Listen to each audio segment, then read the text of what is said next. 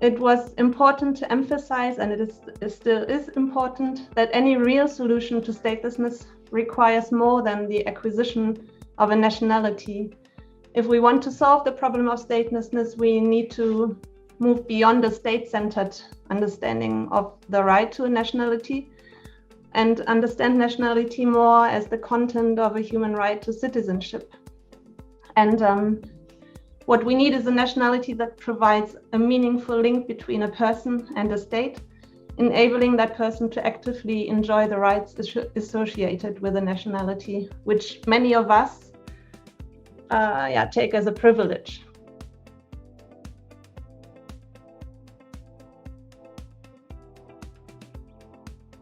But the truth is, we have no idea what the real global figure is, because that number, 4.2 million, is based on data from just about 70 countries globally. We have no data whatsoever from many of the most populated countries in the world. We don't report data on China, on Nigeria, on Indonesia, and I could go on and on. So to start with, we don't have a terrific idea of how many people are stateless, but we do know that it's millions. And the World Bank recently put out an estimate of 1.1 billion people globally not having any documentary proof of their identity. If that figure is correct, the number of stateless people globally might be quite a bit higher than the old 10 million estimate. Suffice it to say, it's a problem affecting millions of people around the world and all continents of the world.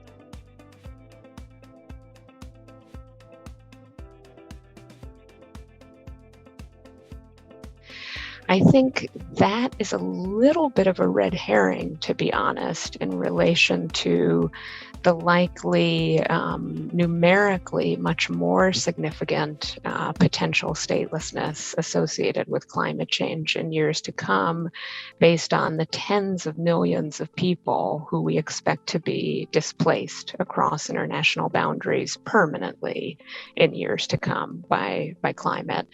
And the linkage there is essentially, when people are in prolonged forced displacement, the risk factors for statelessness increase. And these are many, including, potential loss of documents in flight, family separation, conflicts of laws, challenges accessing birth registration, and over time, challenges with respect to entitlement to nationality. So it's a particular risk for future generations.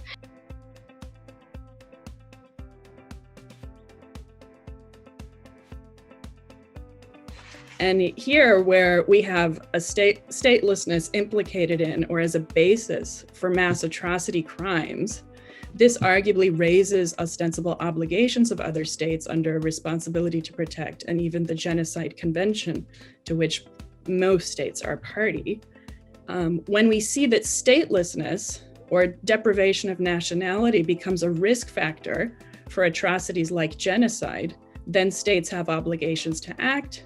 The ICJ said in 2007 that our obligation to prevent genocide and the corresponding duty to act arises at the instant the state learns of, or should normally learn of, the existence of a serious risk that genocide will be committed.